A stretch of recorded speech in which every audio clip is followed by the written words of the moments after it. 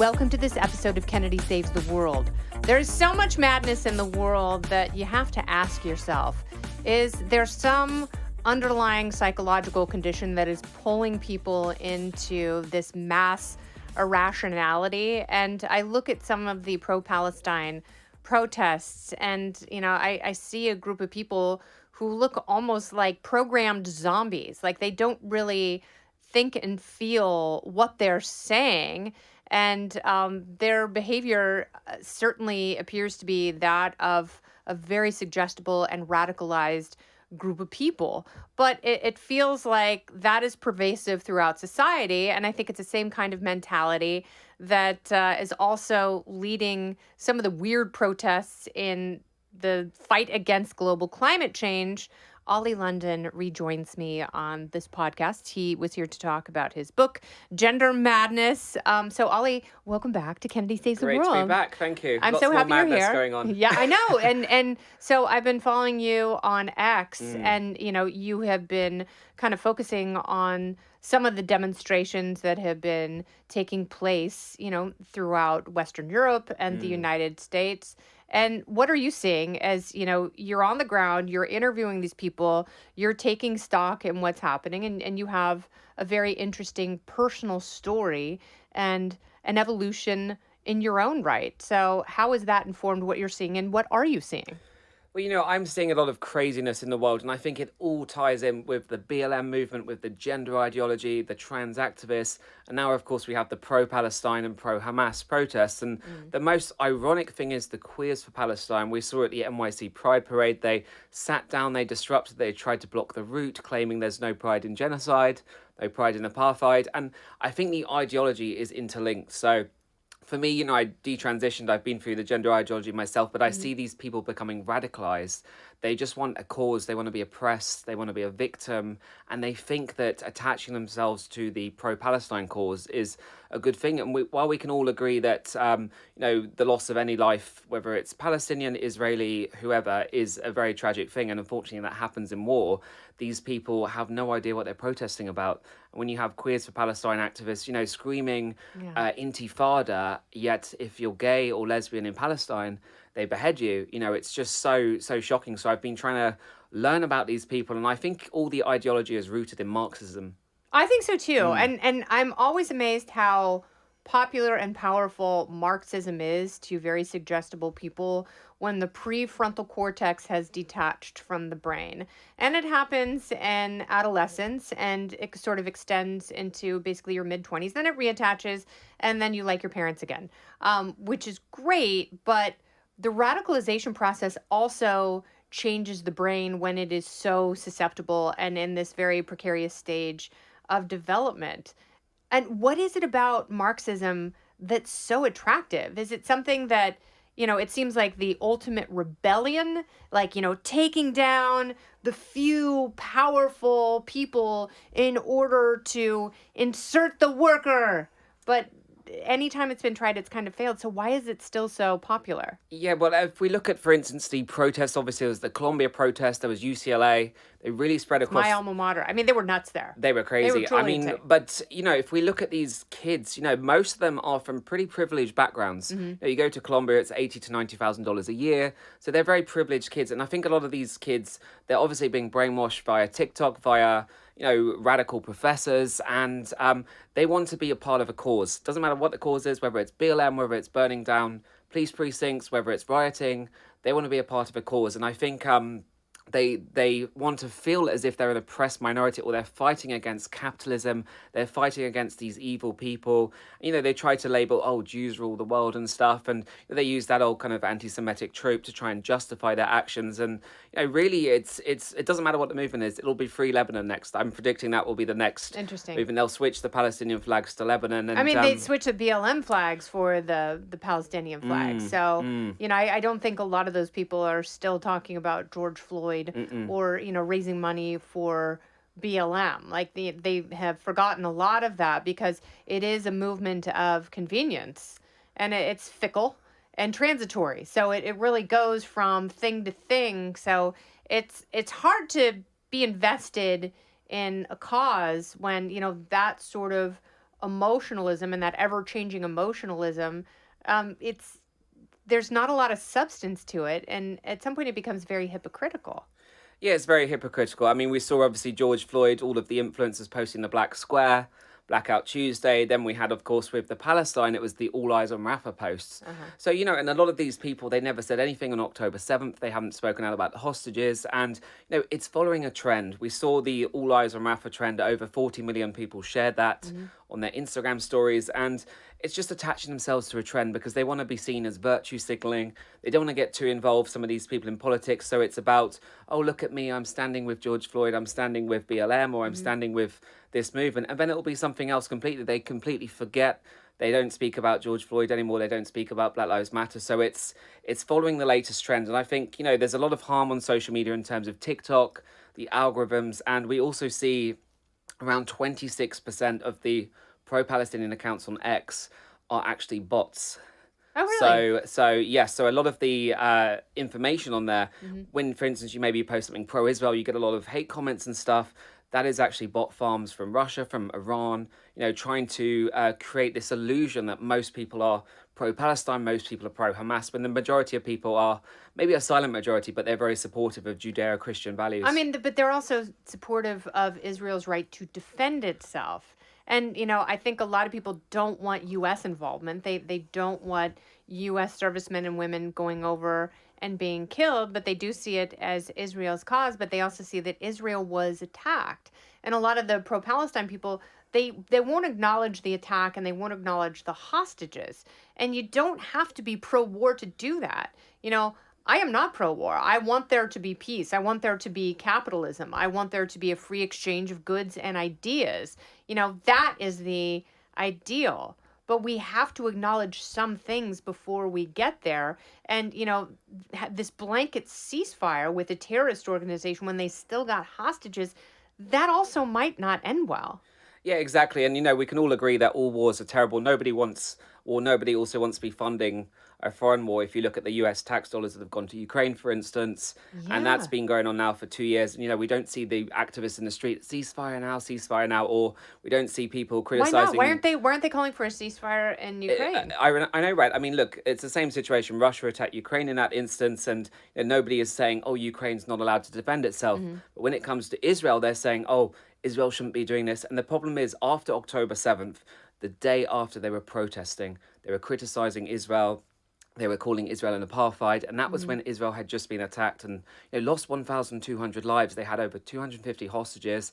The crimes committed against women are truly unspeakable. I mean, and Jamal Bowman lost his congressional seat because he would not acknowledge that women had been raped, that those atrocities didn't take place, as though they were just some sort of convenient talking point. And it's like, it's a very immature argument. And you can't have an argument with people who are not going to agree on an established set of facts. Exactly, and there's so much evidence and documented evidence of what happened to these women. But at the end of the day, it shouldn't be about politics. It shouldn't be whether you support Palestine or Israel. It should be about, we all need to acknowledge the suffering. There's suffering on both sides. We know there's obviously loss of life in any war. There's suffering. But, the simple thing is we need to acknowledge what happened to these women. They also need to be given a voice because these women have been speaking for 8 months, reliving their traumas, just because they need people to listen to them. Yeah. They shouldn't have to keep saying what they've been through. Yeah, and then you have people who are protesting who are tearing down some of the hostage posters. And that is so strange to me. And there's 5 American hostages. Yeah. So the fact that nobody's speaking about that, the fact that there's, 5 Americans, there was over 40 Americans were killed on October 7th, and we don't talk about that. These protesters never acknowledge that suffering. They never call for the release. And that is the issue here, because, again, it's not about politics, whatever side you're on. It's about humanity. It's about speaking up for what is right, and we should all be demanding. It's been 8 months now. We should be demanding their release. But it's the same kind of people who don't want air conditioning at the Olympics. It's the same kind of people who throw orange cornstarch on Stonehenge. They're the same, and it's like the joy police. Like, there's no pride in genocide. It's like, no, people actually want a joyful pride parade. Don't go anywhere. More Kennedy Saves the World right after this. Like, people were so divided, and pride is something that could actually bring people together. And they're not allowing that. So I hope there are a lot of gay voters out there looking at this going, don't be stupid. Like, this is, I'm not, progressivism is bankrupt. Yeah, exactly. Because again, these Queers for Palestine, they never call out the fact that what happens if you're gay in Palestine. That I we, mean, I think that that's pretty critical. Like being queer is implicit to your identity. So it's like that is a big part of you, the ultimate part of you for a lot of people.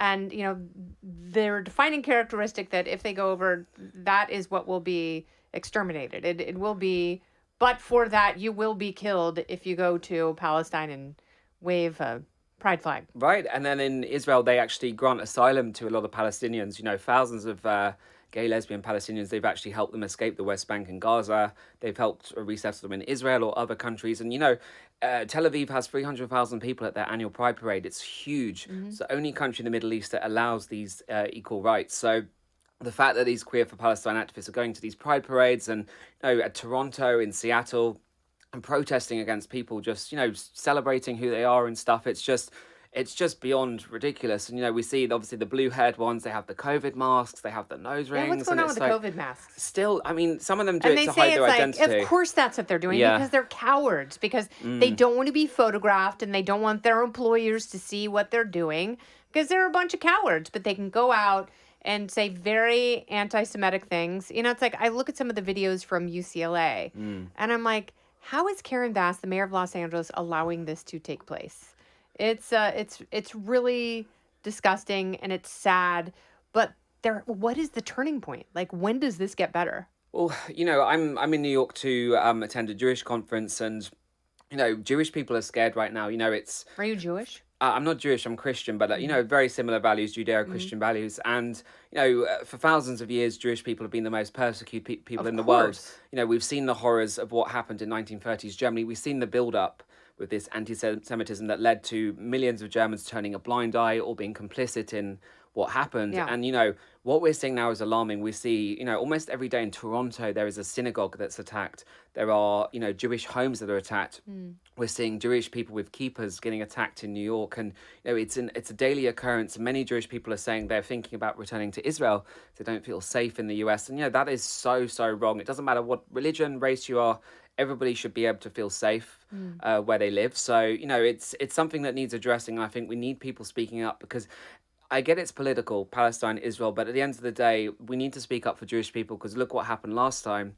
People turned a blind eye, and all of that but hate. people are using the same arguments that they were using in 1939 Jewish in Germany. people control the world. Yeah, They I mean, have all the money. Yeah, it's really, really scary, and misusing terms like genocide and apartheid and things that don't apply here. And, you know, there are basic facts that refute that.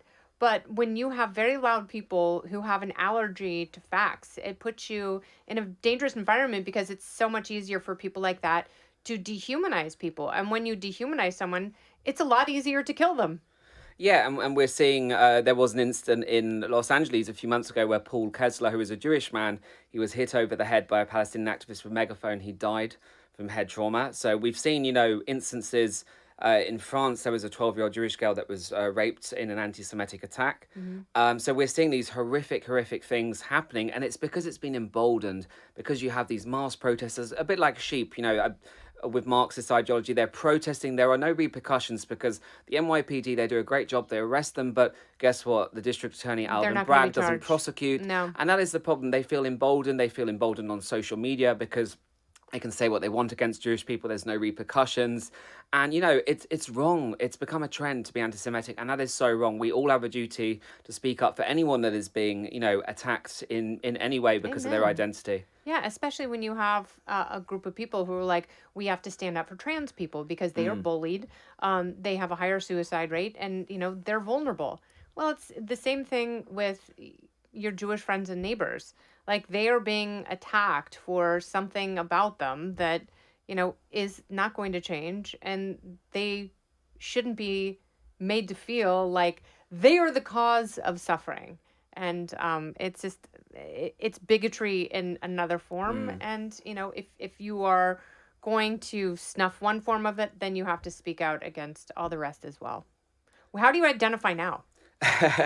So now I'm obviously Christian, so I became Christian 2 years ago, and actually planning to get baptized this year in the Sea of Galilee. Oh, nice. So I'm going to do visit some of the biblical places in Israel, and I just think that Judeo-Christian values are very aligned, and Western values are under attack right now. We see Israel is the front line of defense for all of this crazy, horrible terrorism that is happening across Europe. We see attacks in Belgium and France, and it is really getting a scary time. And I think everyone in Western democracies, we need to stand for the same values. We need to stand for people like Jewish people are. They're Western. They're the same as us. They want freedom. They want democracy. They don't want war. Nobody in Israel wants war. They just want, their hostages returned. They want peace. And many of the people killed on October 7th were actually peace activists. A lot of them worked alongside helping Palestinians. I saw that, and that was absolutely crushing. Like, working with Palestinians to ease their suffering and make their lives better. And their story should be remembered. And I appreciate the work that you're doing and the light that you are shining on some topics that are very difficult. Oli London, thank you for coming back. Great to see you again. Thank you for having me. I was just in London, and I thought of you the whole time. Exactly, yeah. All right, this has been Kennedy Saves the World, along with Oli London. I'm Kennedy.